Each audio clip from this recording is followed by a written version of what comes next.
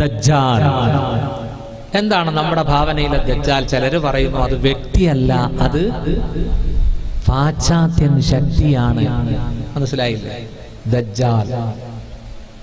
പ്രിയപ്പെട്ട സുഹൃത്തുക്കളെ, നമ്മൾ എന്തിനാണ് ഊഹാപോഹങ്ങളിലേക്ക് കടക്കുന്നത്? നമ്മുടെ നേതാവ്, നമ്മുടെ ഹബീബായ മുത്ത് മുഹമ്മദ് മുസ്തഫ അവിടെ നമുക്ക് പഠിപ്പിച്ചു തന്ന ഒരു യാഥാർത്ഥ്യമാണ് ദജ്ജാൽ. അത് മാത്രമല്ല, എല്ലാ മാമിൻ നബിയിൻ ഇല്ലാ വഖദ് അൻദറ ഉമ്മതഹു അൽ അഅ്വർ അൽ കദ്ദാബ്.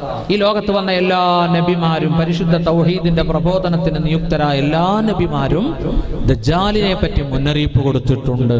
അതൊരു യാഥാർത്ഥ്യമാണ്. പ്രിയപ്പെട്ട സഹോദരങ്ങളെ, ഹദീസുകൾ നിരവധി ദജ്ജാലിന്റെ വിഷയത്തിലുണ്ട്. നമ്മുടെ ഹദീസിന്റെ ഗ്രന്ഥങ്ങൾ ഒരു അധ്യായം തന്നെ ദജ്ജാലിന് പറയാൻ വേണ്ടി അശ്റാത്തു സാഅയോടനുബന്ധിച്ച് കൊടുക്കപ്പെട്ടിട്ടുണ്ട്. നോക്കൂ, ദജ്ജാൽ എപ്പോഴാ പുറപ്പെടുന്നത്, എവിടെയാ പ്രത്യക്ഷപ്പെടുന്നത്, എത്ര കാലം ജീവിക്കും, എന്താ അവന്റെ ഫിത്നകൾ എന്ന് അള്ളാഹുവിന്റെ റസൂല് നമുക്ക് പഠിപ്പിച്ചു തരുന്നുണ്ട്. നമ്മുടെ ക്രൈസ്തവ സഹോദരങ്ങൾ ദജ്ജാലിനെ കാണുന്നത് ഭയത്തോടുകൂടിയാണ്. ആന്റി ക്രൈസ്റ്റ് കണ്ടോ, അവര് പറയുന്നത് ആന്റി ക്രൈസ്റ്റ് എന്നാണ്.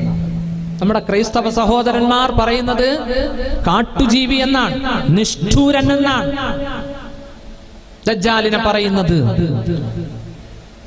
പ്രിയപ്പെട്ട സഹോദരന്മാരെ, മുത്തുനബി പറഞ്ഞു, ഇന്നഹു ഖാരിജുൻ ഖല്ലാ ബൈന ശാമി വൽ ഇറാഖ്. അവൻ പുറപ്പെടുന്നത് ഖല്ലാ എന്ന സ്ഥലത്താണ്. ഷാമിന്റെയും ഇറാഖിന്റെയും, സിറിയയുടെയും ഇറാഖിന്റെയും ഇടയിൽ ഖല്ലാ എന്നൊരു സ്ഥലമുണ്ട്. അവിടെയാണ് അവൻ പുറപ്പെടുന്നത്. ലുബ്സുഹു ഫിൽ അർളി 40 യൗമാ. ഭൂമിയിൽ 40 ദിവസം താമസിക്കും. യൗമുൻ കസന.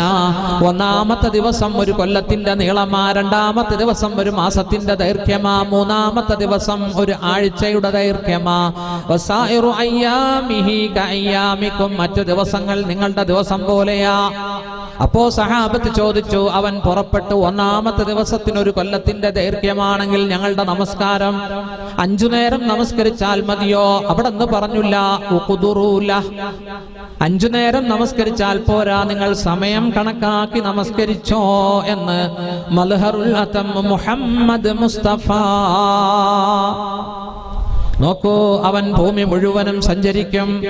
ഭൂമി മുഴുവനും സഞ്ചരിക്കും. ഇരു ഹറമുകളിൽ അവന് പ്രവേശനമില്ല. മക്ക മദീനയിൽ പ്രവേശനമില്ല. ഒരു റിവായത്തിൽ ബൈത്തുൽ മുഖദ്ദസും എന്നും വന്നിട്ടുണ്ട്. മക്കയുടെയും മദീനയുടെയും ഓരോ പാതയിലും റോഡുകളിലും ഈ 2 മലക്കുകൾ ഊരിപ്പിടിച്ച വാളുമായി അവനെ പ്രതിരോധിക്കുമെന്ന് മുഹമ്മദ് മുസ്തഫ. ദജ്ജാൽ പുറപ്പെട്ടാൽ മക്ക മദീനയിലേക്ക് നോ അഡ്മിഷൻ. അവന് കറക്കാൻ പറ്റൂല. മലക്കുകൾ ഊരിപ്പിടിച്ച വാളുമായി നിൽക്കുകയാ. അവൻ പേടിച്ചോടുമെന്നാണ്.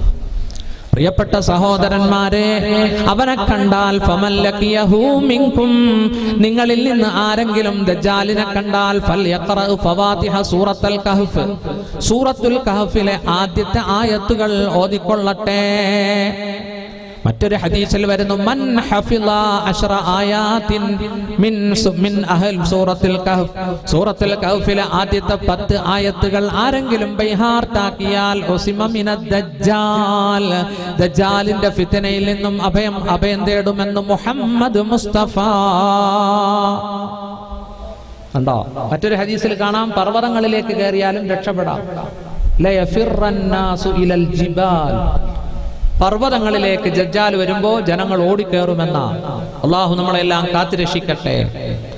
പ്രിയപ്പെട്ട സഹോദരന്മാരെ, അങ്ങനെ ദജ്ജാൽ ഭൂമുഖത്ത് കുഴപ്പങ്ങൾ നടത്തുകയാണ്.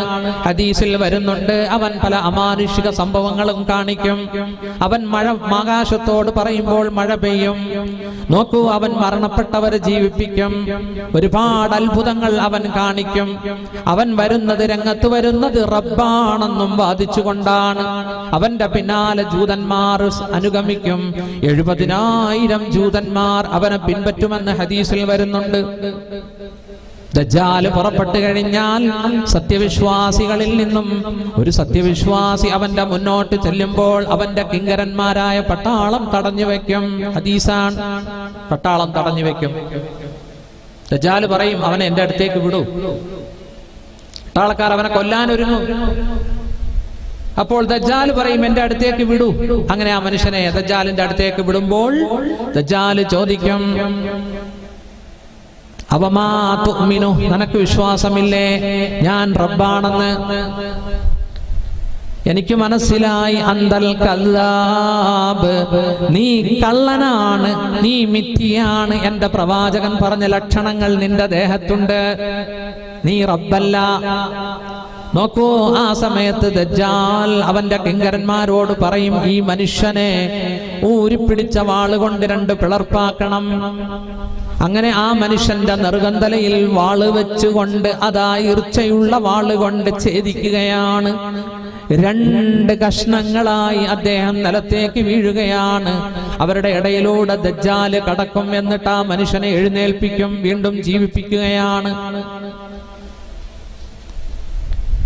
നിനക്ക് വിശ്വാസമുണ്ടോ ഞാൻ റബ്ബാണെന്ന്? അപ്പോൾ ആ മനുഷ്യൻ പറയുന്ന ഒരു വാക്കുണ്ട്, വല്ലാത്ത വാക്കാ.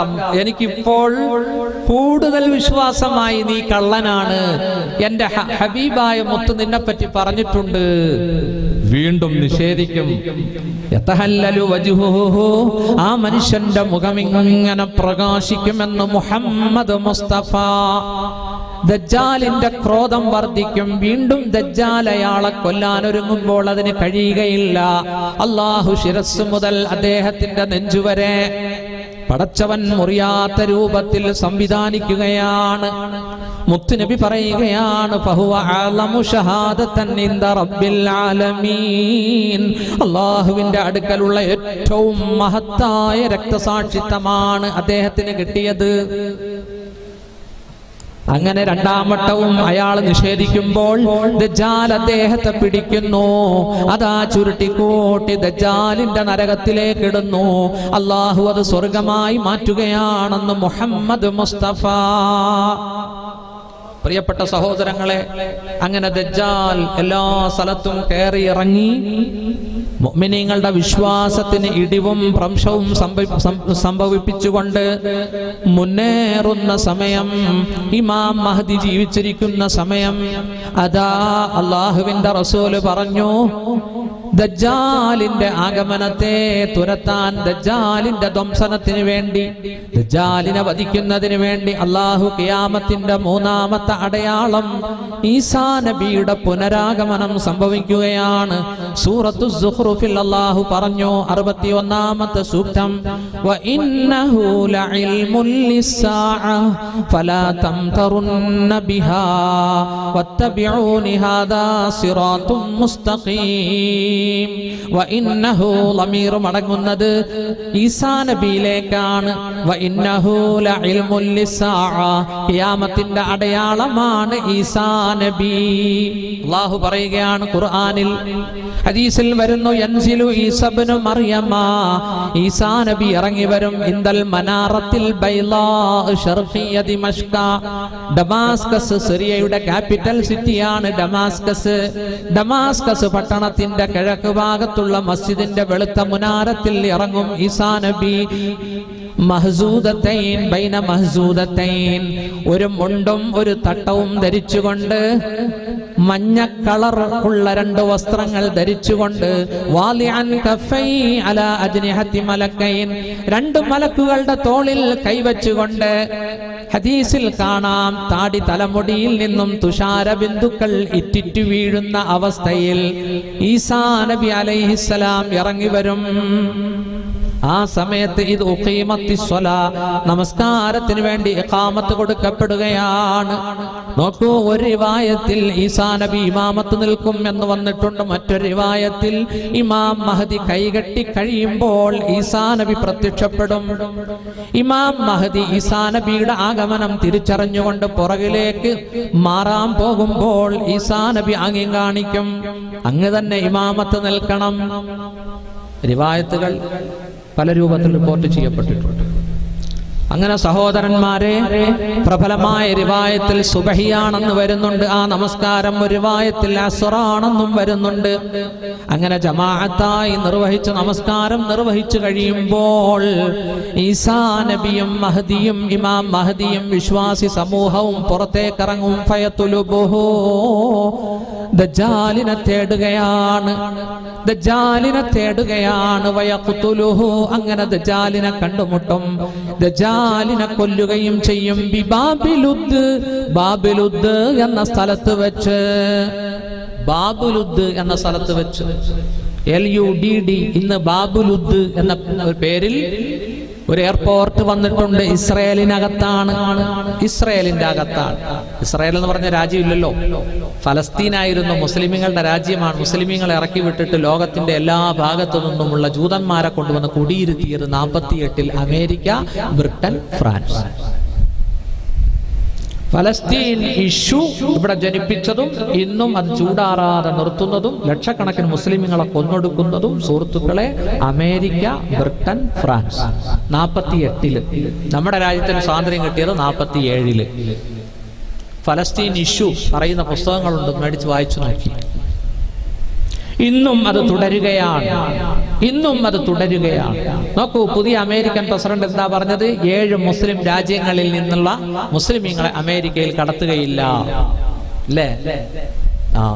അമേരിക്കയുടെയും മെക്സിക്കോയുടെയും, മെക്സിക്കോ അല്ലേ അതോ കാനഡയോ ഇടയിൽ മതിൽ പണിയും, അല്ലേ? മെക്സിക്കോ. ഡൊണാൾഡ് ട്രംപ് എന്ന് പറയുന്ന വ്യക്തി, നമ്മളൊക്കെ വിചാരിച്ചു അയാൾ അമേരിക്കയിൽ വരൂല, ഹിലാരി ക്ലിന്റൺ ആയിരിക്കും വരിക, കാരണം ഇത്ര വർഗീയവാദി, ഇത്ര വംശീയവാദി. പക്ഷേ അദ്ദേഹത്തെ ജയിപ്പിച്ചു. കൃത്രിമമായി ഇടപെടലുകൾ ഉണ്ടായി, മീഡിയകൾ ഒരുപാട്. റഷ്യ വരെ പണിപെട്ടു അമേരിക്കയിൽ ട്രംപ് വരാൻ. പോട്ടെ, അതൊക്കെ പോട്ടെ, അതൊക്കെ പൊളിറ്റിക്സ് അല്ലേ. പ്രിയപ്പെട്ട സഹോദരന്മാരെ, 48 മുതൽ പുകഞ്ഞുകൊണ്ടിരിക്കുന്ന ഇഷ്യൂ നോക്കൂ. അവസാനം ആ ഇഷ്യൂവിനെ പറ്റി അല്ലാഹുവിന്റെ റസൂല് പറഞ്ഞു, ഉംറാനു ബൈത്തുൽ മഖ്ദിസി ഖറാബു യസ്രിബ. ബൈത്തുൽ മുഖദ്ദസുള്ള, മസ്ജിദുൽ അഖ്സയുള്ള ഫലസ്തീനിലെ ജെറൂസലമിലെ പള്ളി, അതിനു ചുറ്റിലും ജൂതന്മാർ യഹൂദികളെ കൊണ്ടുവന്നിരുത്താൻ വീടുകൾ ഉണ്ടാക്കുകയാണ്, പാർപ്പിട സമൂഹങ്ങൾ. ഈ വിനീതൻ കഴിഞ്ഞ വർഷം ബൈത്തുൽ മുഖദ്ദസിൽ ചെന്നപ്പോ എനിക്കത് കാണാൻ സാധിച്ചു. 2 നിറമാണ് അവിടുത്തെ വീടുകളുടെ ഷീറ്റുകൾക്കുള്ളത്. ഒന്ന് ഓട് നിറം, മറ്റൊന്ന് ഗ്രീൻ കളർ. ഓടും ഗ്രീനും.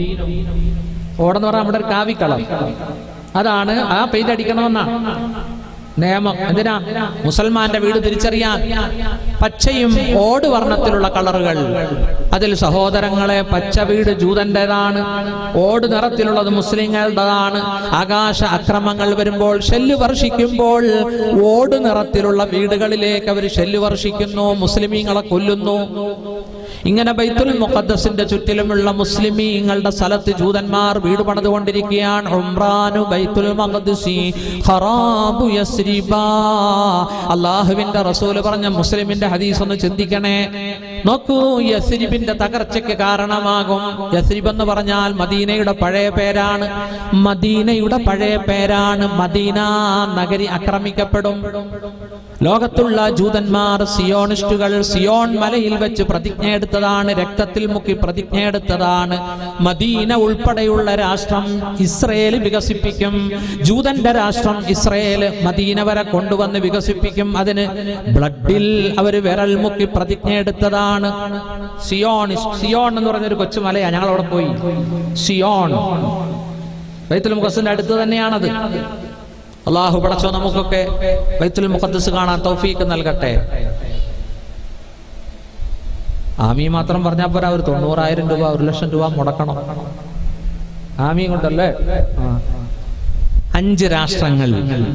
ഇമാമുന ഷാഫി തങ്ങളുടെ അരികൾ ഞങ്ങളെത്തി. ഹസൻ ബസരി, ബഹുമാനപ്പെട്ട ഖലീലുല്ലാഹി ഇബ്രാഹിം, മൂസ അലൈഹിസ്സലാം, ഇസ്ഹാഖ് നബി അലൈഹിസ്സലാം, ലുഖ്മാനുൽ ഹക്കീം, ദാനിയൽ അലൈഹിസ്സലാം.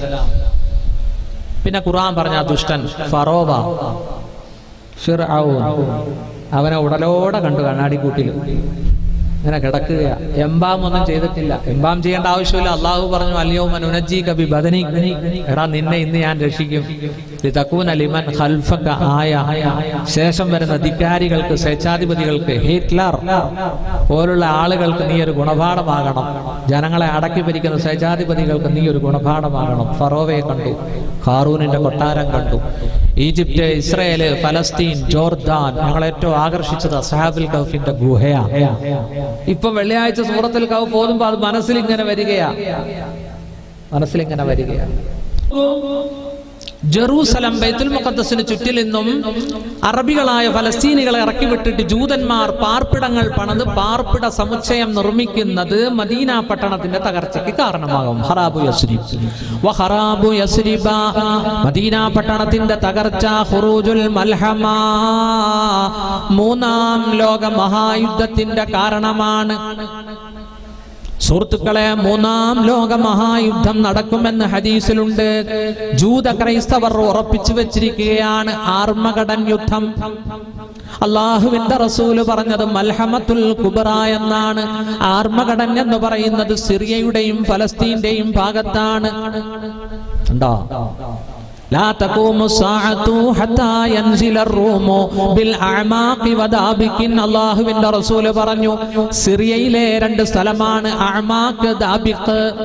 അവിടെ പാശ്ചാത്യൻ പട്ടാളം ഇറങ്ങാതെ ലോകം അവസാനിക്കുകയില്ല. കണ്ടോ? മൂന്നാം ലോക മഹായുദ്ധം പൊട്ടിപ്പുറപ്പെടും. മൽഹമത്തുൽ കുബ്ര. ഒന്നാം ലോക മഹായുദ്ധം, വേൾഡ് സെക്കൻഡ് വാർ ഒക്കെ കണ്ട കാരണവന്മാര് സറസിൽ കാണും അല്ലെ? ഇനി ഒരു മൂന്നാം ലോക മഹായുദ്ധമുണ്ട്. അതിനു മുമ്പ് ഒരു സഖ്യയുദ്ധം നടക്കും. സഖ്യയുദ്ധം, മുസ്ലിമീങ്ങളും അമേരിക്കയും യൂറോപ്പും എല്ലാം കൂടി ഒരു സഖ്യം ഉണ്ടാക്കും. സഖ്യയുദ്ധം. ആരോടാ യുദ്ധം ചെയ്യുന്നത്? അല്ലാഹുവിന്റെ റസൂല് പറഞ്ഞു, ലതുസാലിഹൂന റൂമ സുൽഹൻ ആമിനാ. നിങ്ങളും പാശ്ചാത്യ ശക്തികളുമായി ഒരു അനുരഞ്ജനം, ഒരു കരാർ സൃഷ്ടിക്കും. എന്നിട്ട് നിങ്ങൾ യുദ്ധം ചെയ്യും. അദുവൻ മിൻ വറാഇക്കും, ഒരു റിവായത്തിൽ അദുവൻ മിൻ വറാഇഹിം, അവരുടെ പുറകിലുള്ള ശത്രുവിനോട്, നിങ്ങളുടെ പുറകിലുള്ള ശത്രുവിനോട്. ആരാണ് ഈ പുറകിലുള്ള ശത്രു? മുത്തുനബി പറഞ്ഞിട്ടില്ല. ആരായിരിക്കും? IS ആയിരിക്കാം. നോക്കൂ, ഇപ്പൊ ഇസ്ലാമിക രാജ്യങ്ങളും അമേരിക്കയും എല്ലാവരും കൂടി ഡൊണാൾഡ് ട്രംപ് പറഞ്ഞത് IS-നെ തുടച്ചു നീക്കുമെന്ന. പുടിൻ റഷ്യയില് അല്ലേ? നമ്മുടെ സിറിയയുടെ അവസ്ഥ എന്താ ഇപ്പോ? വല്ലാത്തൊരവസ്ഥയാണല്ലേ. അവരുടെ പുറകിലുള്ള ശത്രു, നിങ്ങളുടെ പുറകിലുള്ള ശത്രു. നോക്കൂ, മുസ്ലിമീങ്ങളും പാശ്ചാത്യ ശക്തികളും സൈനിക സഖ്യമുണ്ടാക്കി അവരുടെ പുറകിലുള്ള ശത്രുവിനോട് പോരാടും. രണ്ടാമത്തെ അഭിപ്രായം അവർ ചൈനയോ റഷ്യയോ ആകാമെന്ന. ഒന്നാമത്തെ അഭിപ്രായം IS ചിലപ്പോ ആകാം. അല്ലാഹുവിന്റെ റസൂൽ പറഞ്ഞിട്ടില്ല, അതുകൊണ്ടാണ്. രണ്ടാമത്തെ റഷ്യയോ അല്ലെങ്കിൽ മറ്റ് രാജ്യങ്ങളോ ആകാം. പ്രിയപ്പെട്ട സഹോദരന്മാരെ, അങ്ങനെ മൽഹമത്തുൽ കുബ്ര പൊട്ടി പുറപ്പെട്ടു കഴിഞ്ഞാൽ സഹോദരന്മാരെ, ധാരാളം മുസ്ലിമീങ്ങൾ രക്തസാക്ഷിത്വം വഹിക്കും. നോക്കൂ, ജൂതന്മാർ കൊന്നൊടുക്കപ്പെടും. ജൂതന്മാരുടെ 2 വധിക്കപ്പെടും. അവരുടെ രാഷ്ട്രം, അവർക്ക് ഡെഡ് ബോഡി അടക്കി തീരാൻ തന്നെ 7 മാസം എടുക്കും. അവരുടെ നാടൊന്ന് ദുർഗന്ധത്തിൽ നിന്ന് ശുദ്ധീകരിക്കാൻ. കാരണം ഡെഡ് ബോഡികൾ കബറടക്കാൻ തന്നെ 7 മാസം എടുക്കുമെന്ന് മുഹമ്മദ് മുസ്തഫ. അന്നൊരു പക്ഷി പറന്നാൽ, ഡെഡ് ബോഡികളുടെ മുകളിലൂടെ ഒരു പക്ഷി പറന്ന് ചത്തു വീഴും. അത്രമാത്രം മയ്യിത്തുകൾ കൂമ്പാരമാകും. ആ ഹദീസുകളൊക്കെ പറയാൻ സമയമില്ലാത്തത് കൊണ്ട് ഞാൻ ചുരുക്കുകയാണ്. മൂന്നാം ലോക മഹായുദ്ധം മൽഹമത്തുൽ കുബ്ര. നോക്കൂ, ആ യുദ്ധം ആർമഗഡൻ യുദ്ധം എന്ന് ജൂത ക്രൈസ്തവർ വിശ്വസിക്കുന്ന ആ യുദ്ധം, അവരുടെ വിശ്വാസം അവരെ രക്ഷിക്കുന്ന. പക്ഷേ ശരിക്കും അത് ഇസ്ലാമിനെയും മുസ്ലിമീങ്ങളെയും സംരക്ഷിക്കും. അവസാനം വിജയം അല്ലാഹു ഇസ്ലാമിനും മുസ്ലിങ്ങൾക്കും കൊടുക്കുമെന്ന് ഹദീസിൽ വരുന്നുണ്ട്. അങ്ങനെ മൽഹമത്തുൽ കുബ്ര പൊട്ടി പുറപ്പെട്ടാൽ ഫതഹുൽ ഖുസ്തൻതീനിയ, ഖുസ്തുൻതീനിയ എന്ന് പറയുന്ന തുർക്കി ഫതഹാവുകയാണ്. ഇപ്പോൾ അതിന്റെ എക്സിക്യൂട്ടീവ് മാത്രമാണ് തയ്യിബ് ഉർദുഖാനാണ് ഭരിക്കുന്നത്. അതിന്റെ പട്ടാളം, മിലിറ്ററി ഇസ്ലാമിലേക്ക് വന്നിട്ടില്ല. അവർ സെക്യുലർ മൈൻഡിലാണുള്ളത്. അവർ കമാൽ അതാതുർക്കിന്റെ മൈൻഡിലാണുള്ളത്. കമാൽ അതാതുർക്കാണ് ബാങ്ക് വിളി നിരോധിച്ചത്, അറബി ഭാഷ പഠനം നിരോധിച്ചത്, മദ്രസ നിരോധിച്ചത്, പണ്ഡിതന്മാരെ ഒരുപാട് പേരെ ജയിലിലിട്ടു, വധിച്ചു. അത് സംഭവമാണ്. ആ സംഭവം പഠിച്ചു നോക്കുക. തുർക്കി, ആ തുർക്കി പൂർണ്ണമായി ഇസ്ലാമിലേക്ക് വരും. ആ തുർക്കി ഫതഹാക്കാൻ പോകുന്ന സൈന്യത്തിന്റെ കയ്യിൽ ആയുധമില്ലെന്ന് മുഹമ്മദ് മുസ്തഫ. അവരുടെ ആയുധം ലാ ഇലാഹ ഇല്ലല്ലാഹ് എന്ന ദിക്റാണെന്ന് ഹദീസിൽ വരുന്നുണ്ട്. തുർക്കി ഓരോ ഭാഗം കീഴടങ്ങും.